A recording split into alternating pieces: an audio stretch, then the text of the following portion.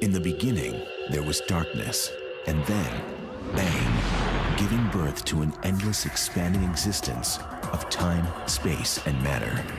Now see further than we've ever imagined, beyond the limits of our existence, in a place we call the universe. Are we alone in the universe? Are we the only ones who look up at the stars and wonder, is anybody out there? Today, scientists quest for the answer in different ways. Some with massive radio telescopes, some with interplanetary and interstellar probes. If we find extraterrestrial life, what will it look like? Soft and squishy? Or will the first aliens we contact simply be self-replicating machines, their biological creators having died off millions of years ago? Some of the top scientists in the world probe for answers in The Search for E.T.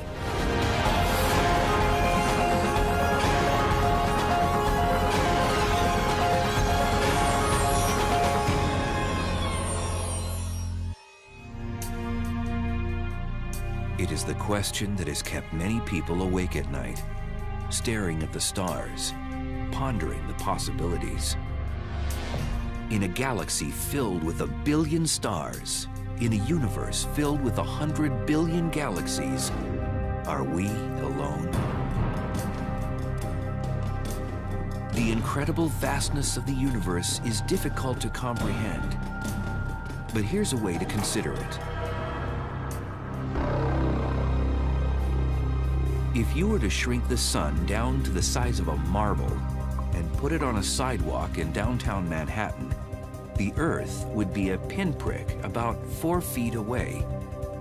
Mars would be 2 feet beyond that. The nearest other star where we might hope to find intelligent life, Alpha Centauri, would not be 10 or 100 feet away. It would be in Washington, D.C., 230 miles distant. And another star might be as much as 7,000 miles away, in Rio de Janeiro. But if we ever did chance upon voyagers from these distant points in the cosmos, what would they look like? Would they be basically the same as us? Would they be fundamentally different? Could they be perhaps so strange and unusual that they are unlike anything we ever dreamed or dreaded could exist? Many believe the quest for extraterrestrial life must really begin with intense scrutiny of how terrestrial life, life on Earth, might have begun. And in the early 1950s, 2 chemists at the University of Chicago advanced understanding of life's basic chemistry dramatically. Nobel laureate chemist Harold Urey and graduate student Stanley L. Miller concocted a batch of primordial soup. They injected methane, ammonia, hydrogen, and water into a closed system of glass bulbs and tubes. These chemicals are thought to have been commonplace on early Earth. If you put all of these things into a container and supply some form of energy to do some kind of reactions, what do they make? What kind of reactions go on? Miller and Urey energized the mix with electrical sparks to simulate lightning. The results were, well, electrifying. They got a brown sludge on the walls of their chamber, and when they started analyzing that brown sludge, there were lots of organic materials in it, and some of them were amino acids, some of the precursors, the building blocks for proteins. Proteins, of course, are in turn the building blocks for life. The Miller-Urey experiment had demonstrated that the precursors of living organisms could have gotten their start from a chemical reaction. And such reactions aren't limited to Earth. Methane, ammonia, hydrogen, and water are plentiful on other cosmic bodies within our own solar system. And many scientists believe throughout the universe. Indeed, noted astronomer Carl Sagan, speaking of the Miller-Urey test, stated that no other single experiment had done more to convince scientists that life is likely abundant in the cosmos. But the presence of water was key. Such a chemical reaction could not have taken place without it. Water is very good at dissolving materials, much better than many other liquids. And so you can dissolve all sorts of nutrients and chemical products, things that can act as catalysts, things that go through the chemical reactions of life. So water is an excellent liquid for storing all of those chemicals. On Earth, where liquid water exists, no matter how extreme the environment, some form of life also resides. It resides at ocean depths so great, sunlight cannot reach them. It resides in damp, rocky crevices, miles beneath the Earth's surface. And it even resides in the extreme salinity of an ancient California lake, with a salt content above 10%. That's 3 times the percent of salt in the ocean. But life on Earth also needs carbon, which was in fact the primary substance generated by the Miller-Urey experiment. All life forms as we know them consist in large part of carbon molecules. Life needs some sort of ability to create long molecules that can store information. So carbon is amazing at building long molecules. So for example, the DNA molecule is sort of 1 billion base pairs long. If you stretched out a single DNA molecule from one of your cells, it would be a yard long from a single one of your trillions of cells. And so you need something that can store the absolutely huge amount of information that it takes to build a creature like a lion or a human or a tree. But if life has taken hold elsewhere in our galaxy or beyond, would these conditions necessarily hold true? Would extraterrestrial life be water and carbon based? Would DNA shape intelligent life? And would the aliens look anything like us? Maybe they would look a little bit like us, but that would be very, very coincidental. I mean, I just saw, a ground squirrel running behind a bush over here, and he inhabits the same planet I do. He's got DNA, probably 70% of his DNA is the same as mine. He doesn't look like me, so why would the aliens look like me? They probably wouldn't. A scientist who has spent time pondering such questions and rendering speculative alien forms is Dr. Robert Hurt of the California Institute of Technology. Hurt is a visualization scientist who uses data returned by the Spitzer Space Telescope to render images of deep space objects and processes. To try to find the best visual ways of explaining complex technical concepts, but through imagery. The planets that are being studied around other stars, the ways that stars and nebula form, processes going on in galaxies and the distant universe, all the way out to the edge of the Big Bang. But for this program, Dr. Hurt has agreed to use known scientific data to render a speculative alien life form. For his alien world, he's chosen Jupiter. A real challenge, since Jupiter is essentially a giant gas ball. Now here we have a place where there is no land to speak of. The atmosphere is made primarily of hydrogen and helium gas, though it's rich with organic compounds. And as you go deeper into the atmosphere, it gets warmer and much higher pressures. So as a kind of thought experiment almost, it was posed, what did you imagine living in an environment like that? Referencing the only known model for life, living organisms on Earth, Hurt began by asking, what does life on Earth need? You need sources of energy. You need the chemicals that life on Earth needs to build, the materials that it's constructed from.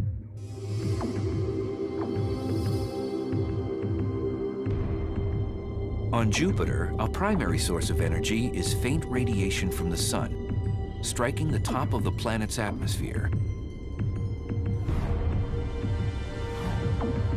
And the only known source of chemicals for use as building blocks for life are the organic compounds swirling in the Jovian cloud blanket. In considering a potential life form that could take advantage of both long-term, Dr. Hurt remembered an idea originally postulated by Carl Sagan in the 1970s, the notion of a sort of living gas balloon. Such a creature could remain aloft in Jupiter's atmosphere indefinitely.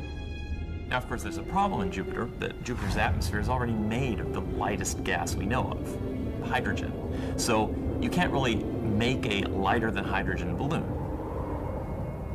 So if you want a balloon to be able to float in Jupiter's atmosphere, it actually has to be a hot air balloon. Hurt has invented an extraterrestrial organism that is really more plant than animal. A balloon-like plant inflated and kept buoyant by hot air. Now, it's going to be really expensive in terms of biology to generate that heat yourself.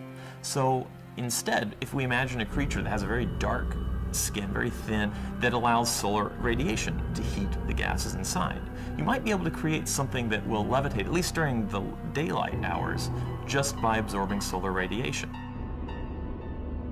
At night, the plant would lose its heat source, but Dr. Hurt has allowed for this problem in the creature's design. It also has a shape that is well adapted to act kind of like a parachute that can ride thermals when it's not able to heat its own gases and float like a balloon. So in the nighttime, it might sink down lower into the atmosphere, but by finding thermals, it could ride this up like a glider almost. Time spent at lower altitudes would actually be beneficial for the creature. It's here that its food is most plentiful. I've given it a kind of air route system that hangs at the bottom. When it sinks into the lower parts of the atmosphere, it can screen out and pull up some of those organic compounds we know exist in the atmosphere of Jupiter. Of course, Dr. Hurt's creation of the Jovian balloon plant represents nothing more than an entertaining exercise in extreme, though science-based, speculation. But the possibility that some form of life might actually now exist on other cosmic bodies in our solar system is very real to many astrobiologists and geologists. And one such body is right next door to Jupiter, the ice-covered Jovian moon, Europa.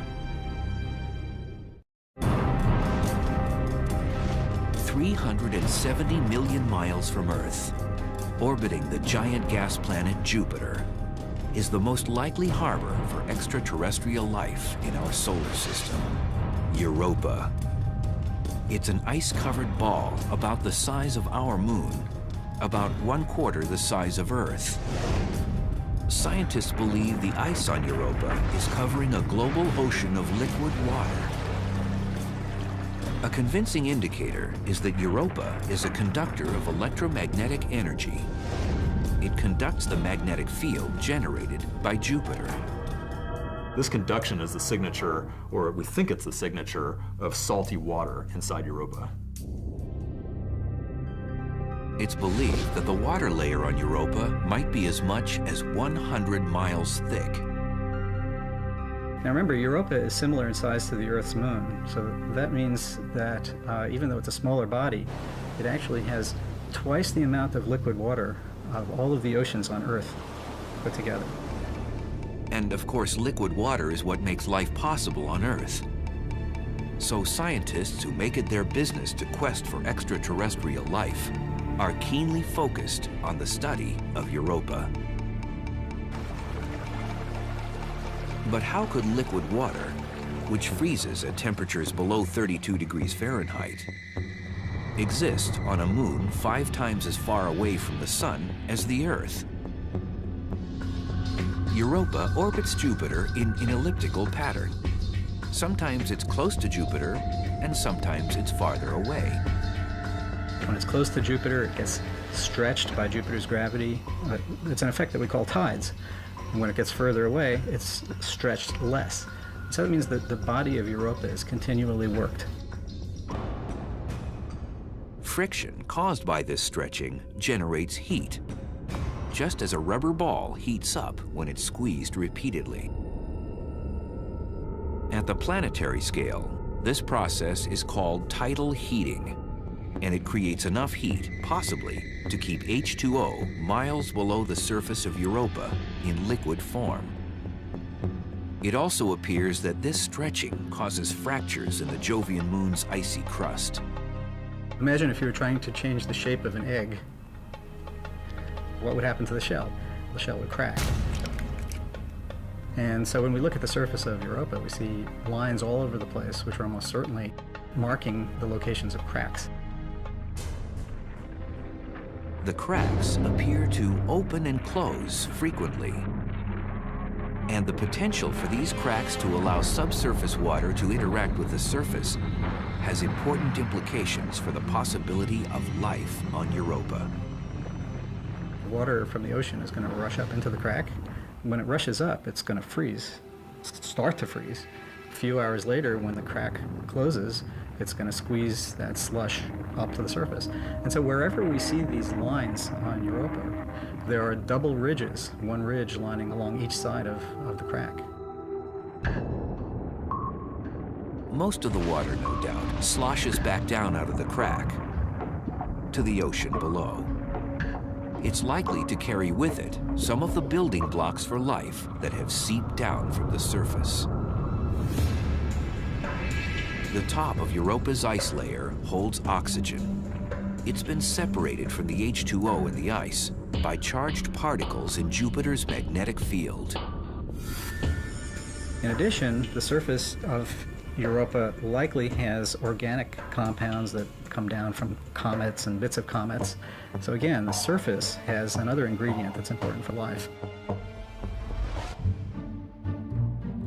Dr. Richard Greenberg of the University of Arizona has graphically depicted how potential life forms might take advantage of the ecosystem created by a crack in Europa's icy crust. Although the outer few inches would not be a good place for life to live because of radiation, once you go down just a few feet, life would be safe from radiation and also would get enough sunlight for photosynthesis. So you could have an organism at that level that photosynthesizes, and it would be connected to the ocean by this tidal water that rushes up and down every day. A day on Europa is much longer than a day on Earth, about 3.5 times the length of an Earth day. Time for mobile organisms to venture into the fissure. You could imagine other organisms that grasp onto the walls of these cracks and just exploit the flow of ocean water coming past them every day. Even mollusk-like or jellyfish-like creatures might rise with the water into the cracks to take in fresh nutrients from the surface.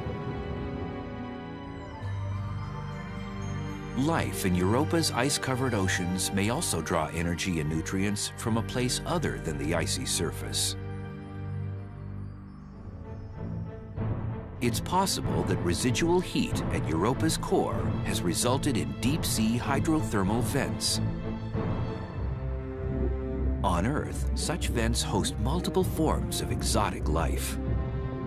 What happens is that reducing water that's very hot and has lots of heavy metals comes out through the groundwater and is injected into the ocean itself. And there's a huge gradient in the chemical composition that life can feed off of.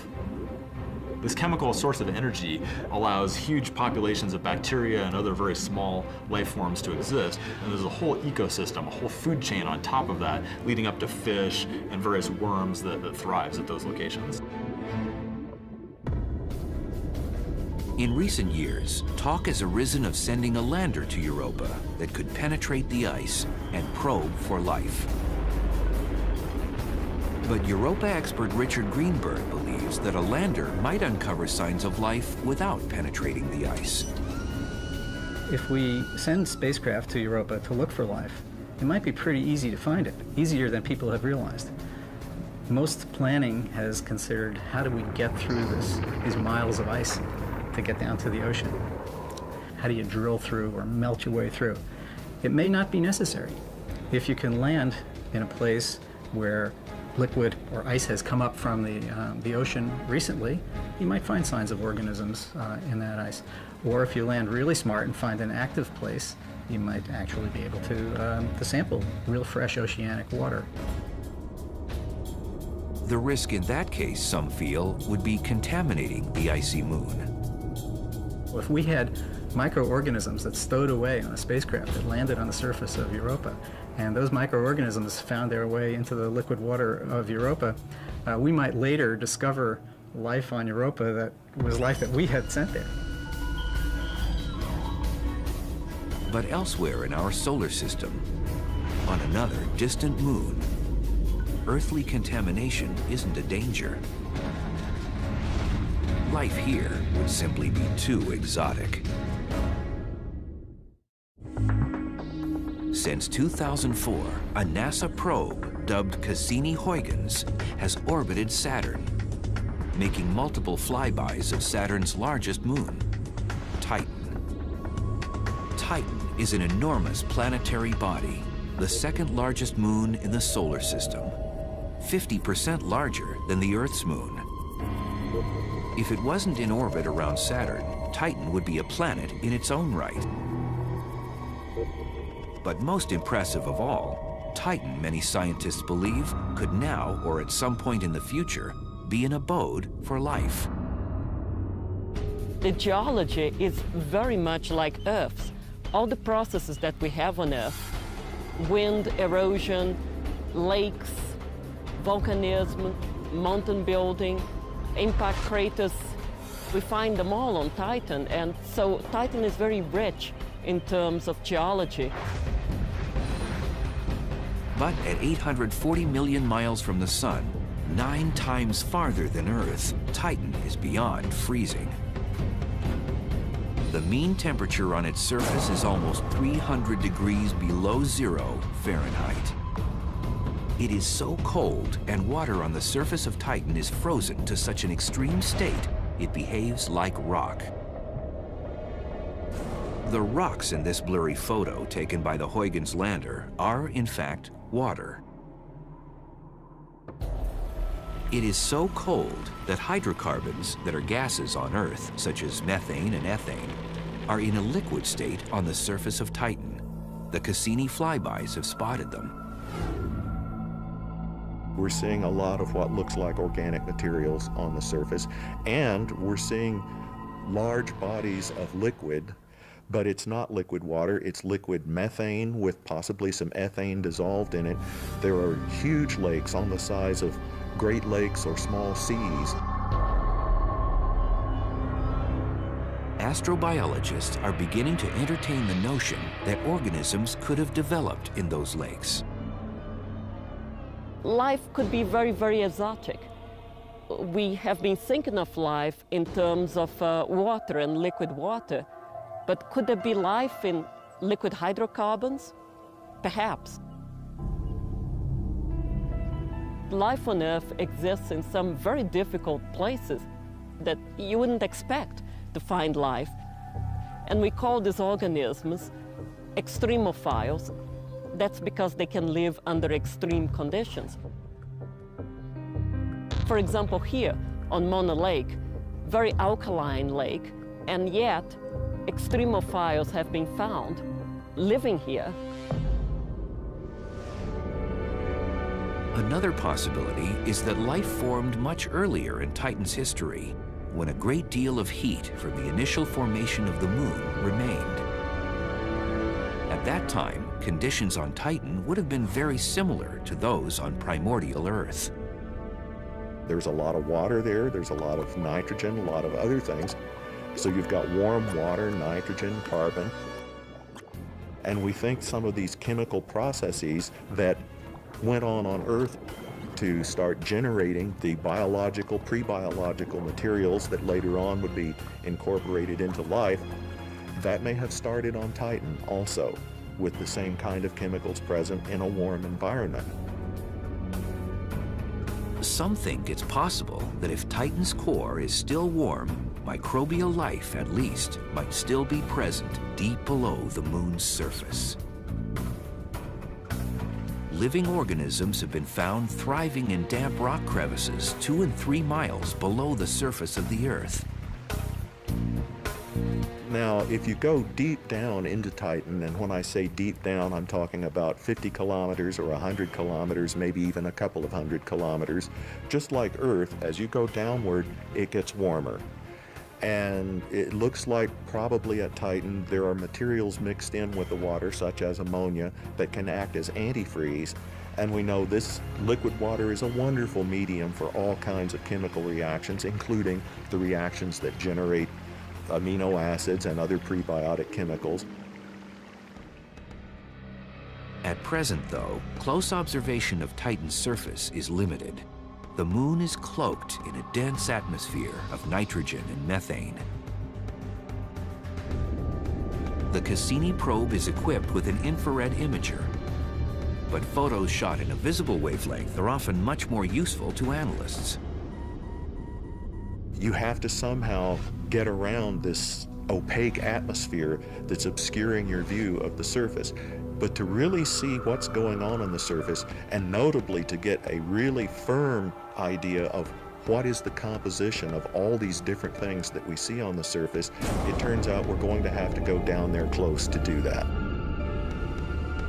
The Huygens lander has touched down on the moon and sent back images. But the lander is not mobile. When you land on a planet, of course, that brings tremendous advance in terms of science, but it's only one spot. So how much of the Earth would you know if you landed on the Sahara Desert, for example? You wouldn't see the kind of life that we see here. One possibility for exploring vast expanses of the Titan surface would be to use a craft that works much like a hot air balloon on Earth. NASA's Jet Propulsion Laboratory is developing a balloon craft that would carry both imaging gear and equipment for studying the Titan atmosphere. Engineers consider a balloon the most stable platform for such a mission. If a balloon loses its electronic control for several hours, no big deal. You can have something on board that senses that and tells the balloon, okay, close your ascent-descent valve and just go to a safe altitude and sit there until you get further instructions.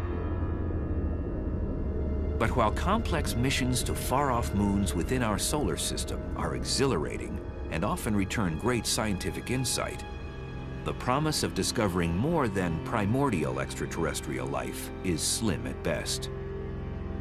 The hope of finding intelligent, technology-producing life seems greatest when we look beyond our solar system to neighboring stars. While we may never encounter such life, for most scientists who study the universe, the notion that it exists somewhere makes perfect sense. Life tends to evolve to become more successful, and one of the things that makes organisms successful, it seems, on Earth, is to become intelligent. So it seems quite plausible to me that there are creatures that have some sort of intelligence on other planets. If one of those starts out 1 billion years before our solar system started out, and it takes that one 1 billion years longer to get to that point, well, they're at the right time right now. And at radio telescope installations across the globe, we Earthlings are listening for them. Oh, well, howdy doody, boys and girls. We have been sending signals into the void for decades. Every broadcast on this planet, every FM radio wave, every television transmission goes out into the infinite for all of eternity. Could anybody out there be listening? And how long would it take our radio signals to cover the distance? Let's consider once again the analogy where our sun is a marble on a sidewalk in downtown Manhattan. Alpha Centauri, the closest other star, is a marble on a sidewalk in Washington, D.C. And a more distant star is a marble in Rio de Janeiro. A rocket launching from Earth, the marble in Manhattan, would take 75,000 years to reach Alpha Centauri, the marble in DC. That same rocket would take 2 million years to reach the marble in Rio, a star 100 light years away. Fortunately, radio signals are much faster than rockets. They travel at the speed of light. So rather than taking 75,000 years, a signal traveling from the marble in Manhattan to the marble in DC would only take 4.5 years. A signal traveling from the marble in Manhattan to the marble in Rio would take 100 years to make the journey. Some of our earliest transmissions might now be getting close. But what about the reverse? Could intelligent alien civilizations be sending pings toward Earth to see if anyone is at home? Scientists on Earth are listening, using technology originally developed for studying distant cosmic phenomena, like exploding stars. Many phenomena produce radio waves, and by studying the radio waves, you can also learn something about, what's out there and how it works. So using radio antennas to study the universe, that's an idea that goes back to before the Second World War. The huge radio antennas used today, called radio telescopes, are so advanced and so incredibly sensitive, they can easily detect the energy of a flea hopping. They're just big reflectors, right? So the radio waves that are coming down and falling on the ground all around us, on the whole Earth after all, well, some of those radio waves will fall on these antennas. So they bounce off that big mirror, then they get focused to a very sensitive amplifier, and then the signals are sent via cables back into a control room that's right nearby here, where they have sensitive receivers to sort of analyze the radio energy that's coming in. Dr. Seth Shostak is a senior astronomer at the SETI Institute in Mountain View, California. SETI is an acronym that stands for Search for Extraterrestrial Intelligence. The SETI organization also uses radio telescopes, but not for studying natural cosmic phenomena. The very same technology can also be used to look for signals that are made not by nature, but by, well, perhaps ET. And how might one know the difference? The kind of signal that we're looking for is what's called a narrowband signal. That is to say, it's just a signal that's at one spot on the radio dial, that it's at one frequency. That's the indication that the signal is made by a transmitter, not made by nature. Of course, computers do the listening, not scientists. We have these specialized receivers that do all the listening, and the computers are monitoring the receivers. So typically, we'll have receivers that monitor, say, 100 million channels at once. So if the computers see a signal that looks like it might be extraterrestrial, as opposed to a radar at the local airport or telecommunications satellite or something like that, then the computer will follow up on that signal, and if it's beginning to look like, yeah, this might be the big one, then it'll call us up and draw it to our attention. So we don't have to sit there and be bored all the time.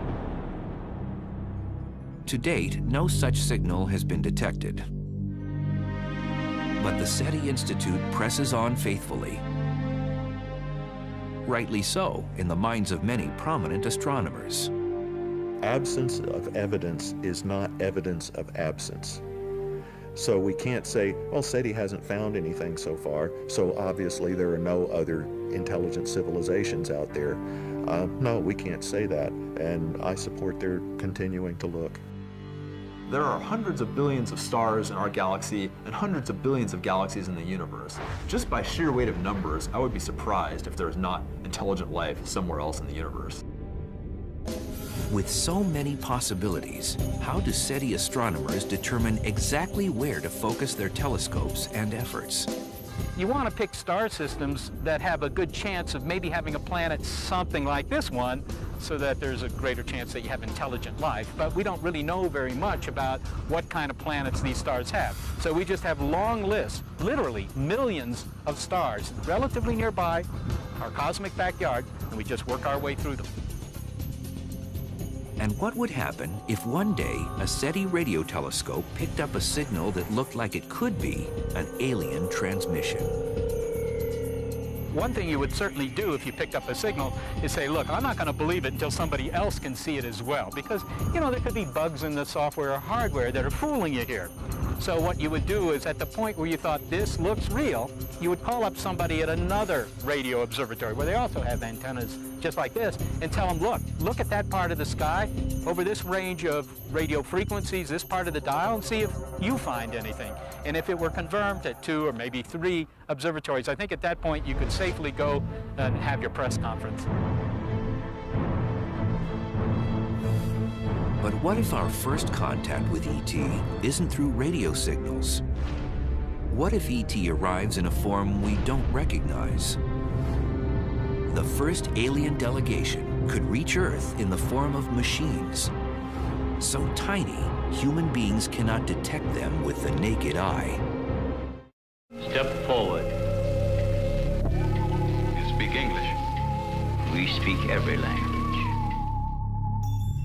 Since the 1950s, at least, science fiction films have consistently depicted potential alien beings as human-like. Homo sapiens? Slaves. One particular alien form has been widely popularized in recent decades. UFO enthusiasts believe the U.S. military recovered bodies from crashed alien spacecraft in the 1950s. These alleged extraterrestrials are essentially frail miniature humans with oversized heads. Little gray guys that usually have big eyes, they don't smile a whole lot. But they're always sort of soft, squishy, organic things. Maybe they don't have DNA, but they're biology. They're alive. It's an easy anatomical form for human beings to comprehend and accept. Is that what ET would really be like? Maybe. I mean, you know, it's a good guess. That's what we're like. But on the other hand, I think that within 100 years, we may invent thinking machines. And if we can do that, if we ever do that, the aliens might have done that a long time ago. Keep in mind, the universe is a lot older than the Earth is, so they've had plenty of time. Hello, Kismet. You gonna talk to me? While the notion of thinking machines might sound far-fetched, some futurists believe such machines are just around the corner.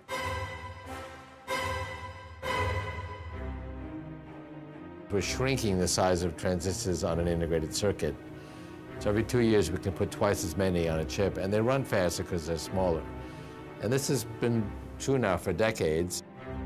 I can carry in my pocket today a computer that's thousands of times more powerful than the computer that all of us thousands of students and professors shared when I came to MIT in the 1960s. Ray Kurzweil is convinced that the power and speed of computers will shortly surpass that of the human brain. If you take the most conservative estimate of the amount of computation required to simulate the entire human brain, which is 10 to the 16th calculations per second, there are other estimates that are lower than that.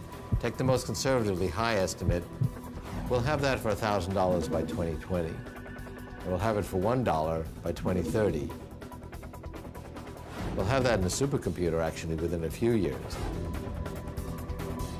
Kurzweil predicts that in the near future, tiny supercomputers will be integrated into the human body to bolster some of its weaknesses. We've already started. I mean, there are people walking around that have computers in their brains that have replaced a portion of their brain, like Parkinson's patients. And already these devices actually can download new software. So you can download new software to the computer in your brain from outside the patient. This is today.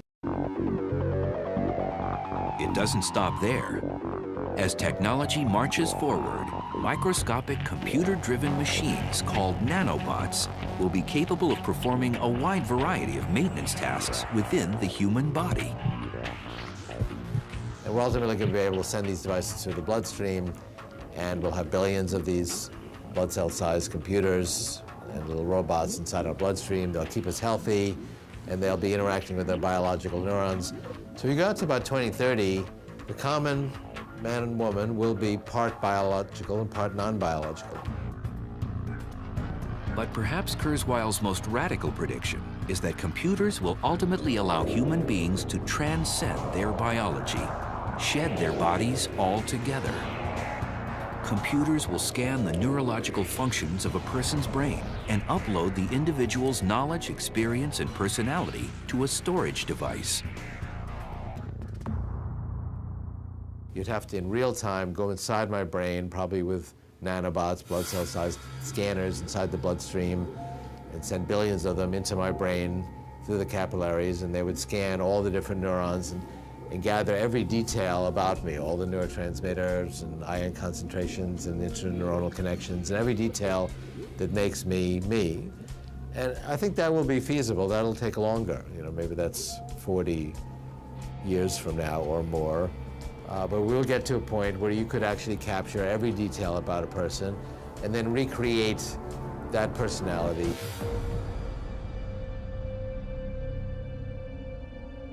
The implications are, of course, staggering. Chief among them is the possibility of immortality. You can back up your files. If the hardware dies, it's not the end of your files. You just copy them over to a new machine. The whole personality of your machine can be preserved. You can make another copy of it. And the machines themselves will be intelligent enough to self-replicate and steadily improve their design. We see self-replication in computers. For example, the software virus. That's an entity. It's not physical. It's just a piece of software, but it's actually able to copy itself.